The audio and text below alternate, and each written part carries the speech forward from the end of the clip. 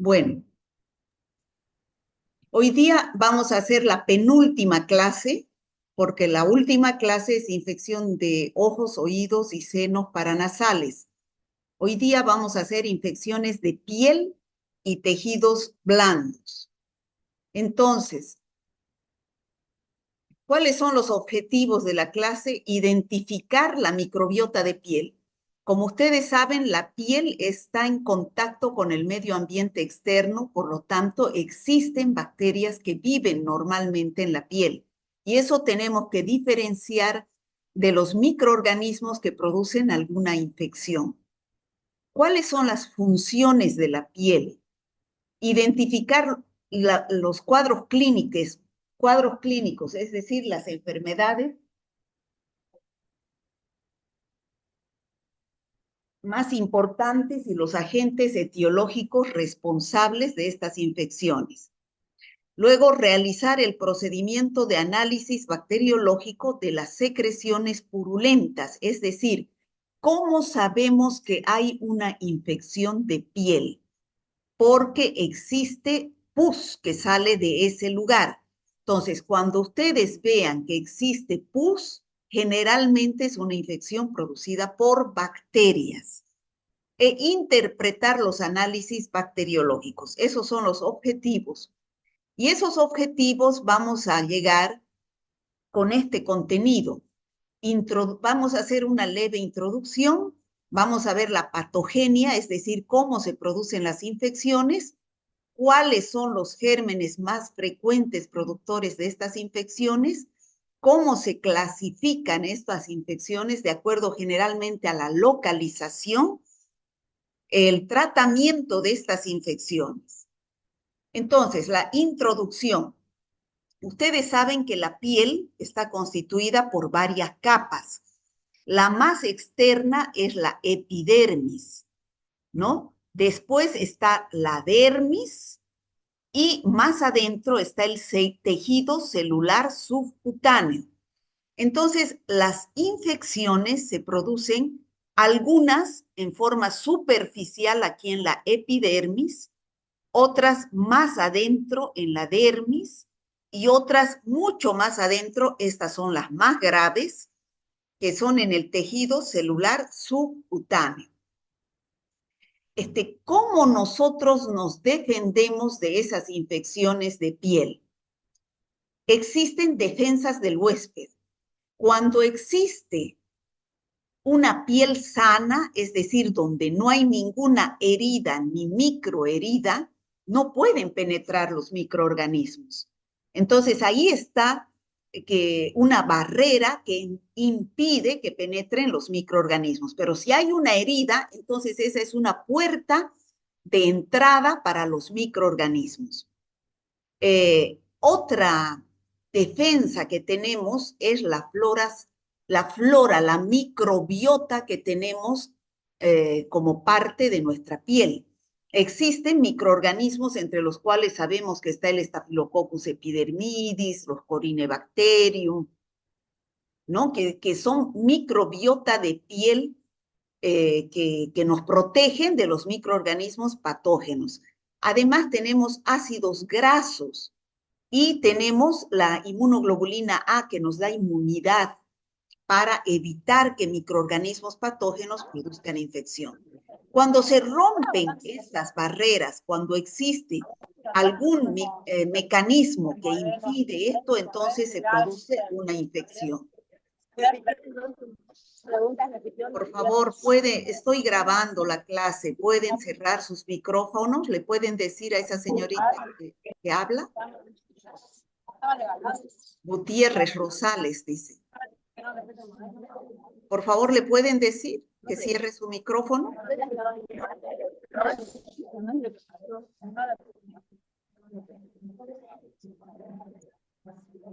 Me sorprende, digamos, que haya...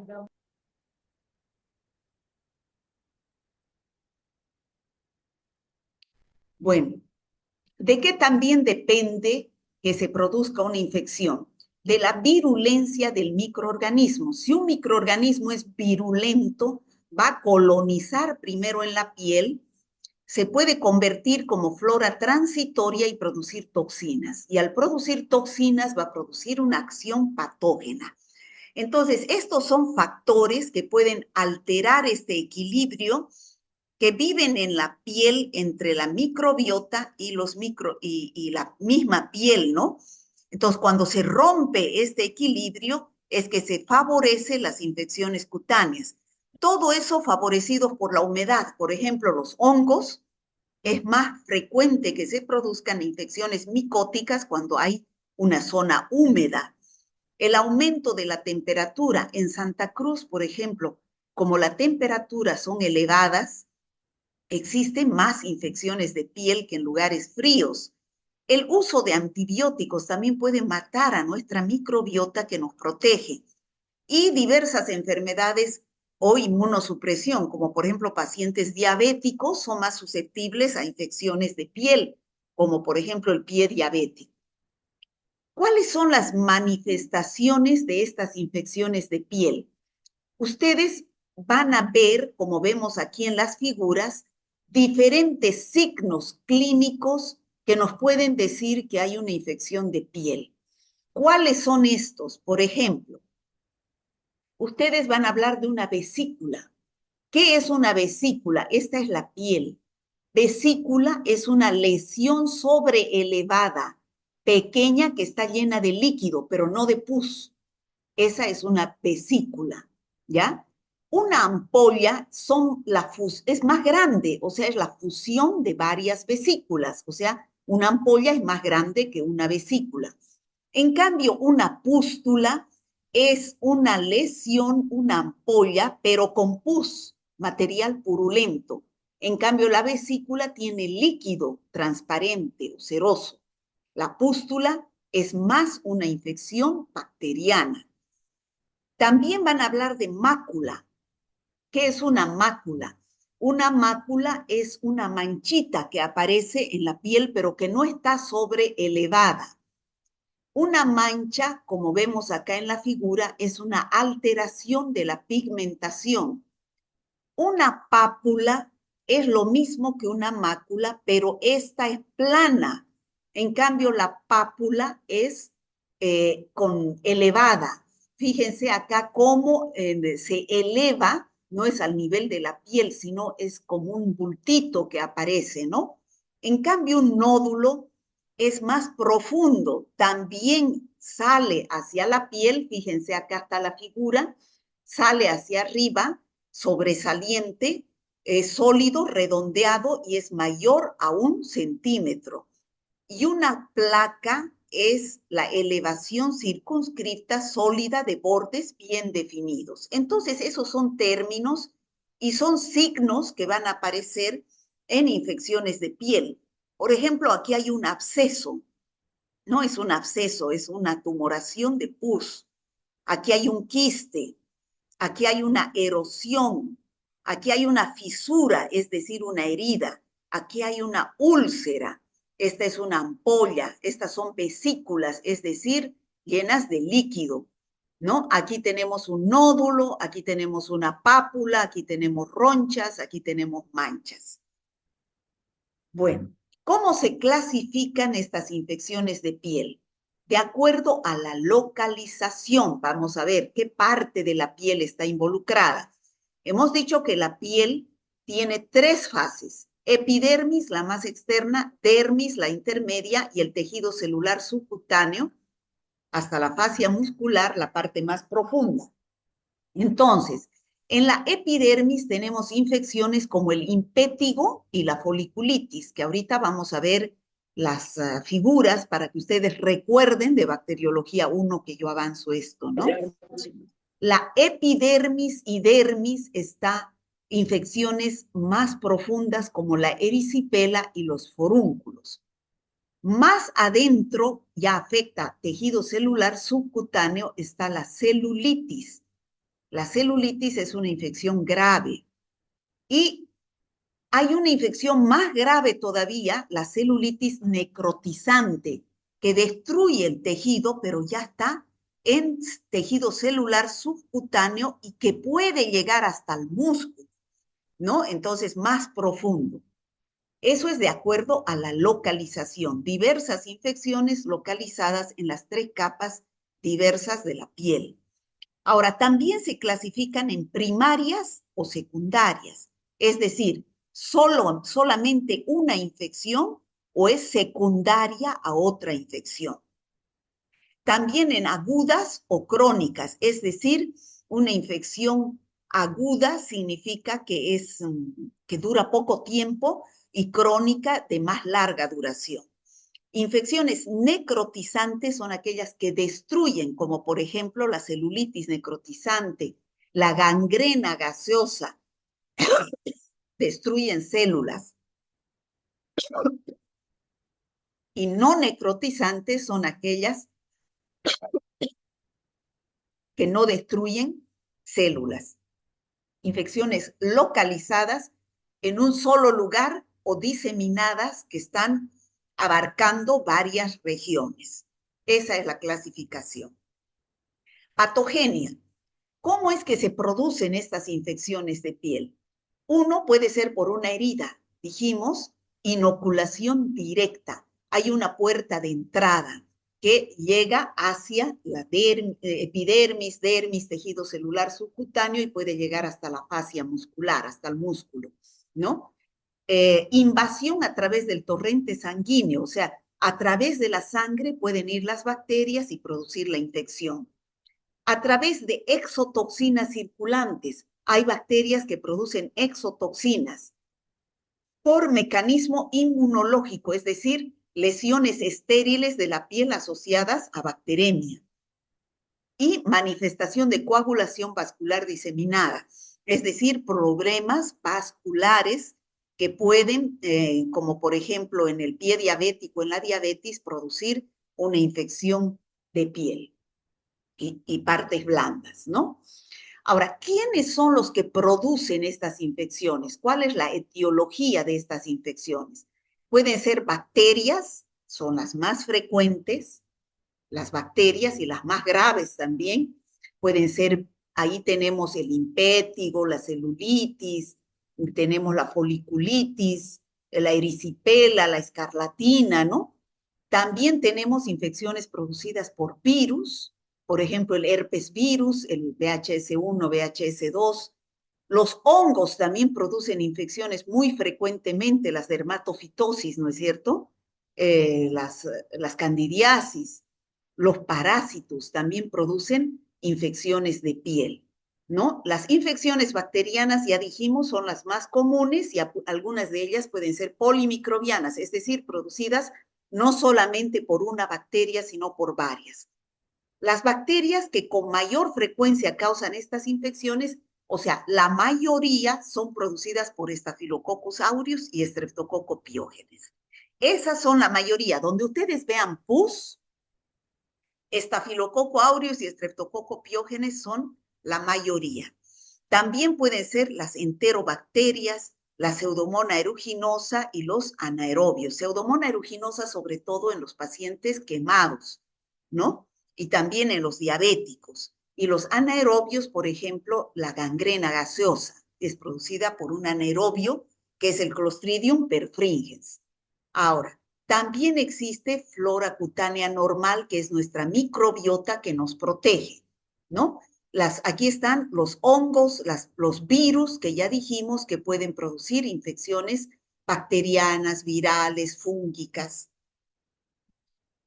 Aquí tenemos entonces las figuras de lo que ya dijimos, ¿no? En la epidermis tenemos la foliculitis. ¿Qué es la foliculitis? Es una infección en el folículo piloso, es decir, en el lugar donde nace un vello se forma una pústula. Esto es una pústula, una acumulación de pus. Esto es a nivel de dermis y epidermis. Es un forúnculo, es decir, un absceso, se puede decir es un puchichi, ¿no? Comúnmente hablando. Entonces, es acumulación de pus que sale en la dermis y la epidermis. Aquí tenemos la erisipela.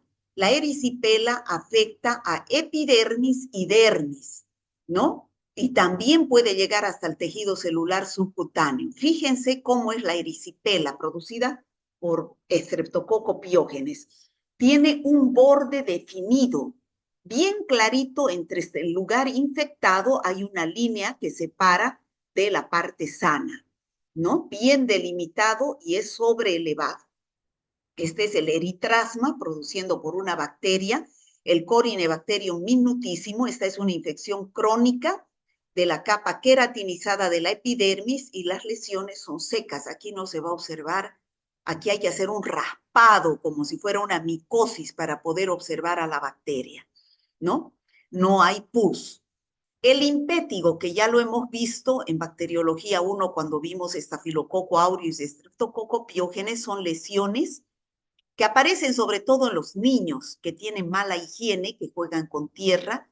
Entonces, es periorificial alrededor de los orificios de la cara, alrededor de la boca, de la nariz, de los ojos, aparecen estas pústulas, ¿no? Convierten en costras. Esta es la celulitis producida por Staphylococcus aureus, que es una infección difusa, no es como la erisipela, se parece a la erisipela, pero esta no tiene borde definido, ¿no? Es más difusa, ¿no? Es plana, dolorosa, roja. Los pacientes pueden presentar fiebre y escalofríos y a veces los ganglios se pueden inflamar, a eso se llama adenopatías. Y estas son lesiones que son las dermatofitosis producidas por hongos, que son los dermatofitos, como el Trichophyton rubrum, el Epidermophytum flocosum, el Microsporum canis, ¿no? Que en estas no hay pus, son lesiones secas que hay que raspar para que, han hecho esto en micología, para que se obtengan las escamas y observar con hidróxido de potasio al 10%. Entonces, a veces los cultivos en el agar saburó se observan, como vemos acá, las microconidias y las macroconidias con los filamentos teñidos con el azul del lactofenol, ¿no? Obteniendo así de los cultivos. Bueno, dijimos que también las infecciones de piel y partes blandas se podrían clasificar en primarias y secundarias. ¿Qué significa primarias? Que solamente es producida en primer plano por una bacteria, un hongo, ¿no? Cuando no producen necrosis, tenemos el impétigo, la erisipela, la celulitis. Estas son sin necrosis, sin destrucción de las células. En cambio, con necrosis quiere decir que hay destrucción celular, ya son más graves, abarcan hasta la dermis y la fascia muscular, el tejido celular subcutáneo, la celulitis necrotizante, la fascitis necrotizante, la mionecrosis, aquí está la gangrena gaseosa, ¿no?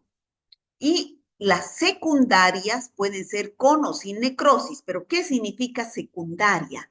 Secundaria que aparece como consecuencia de alguna patología anterior. Por ejemplo, por una mordedura.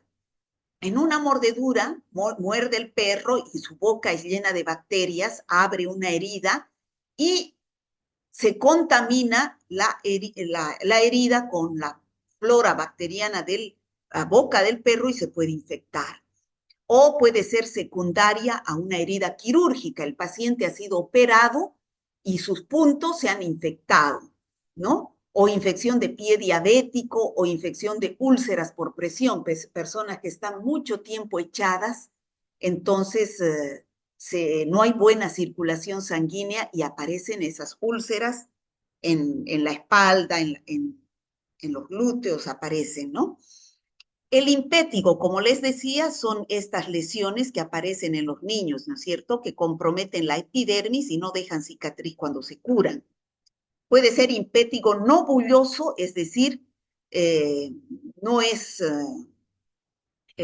con ampollas y es causado por Staphylococcus aureus.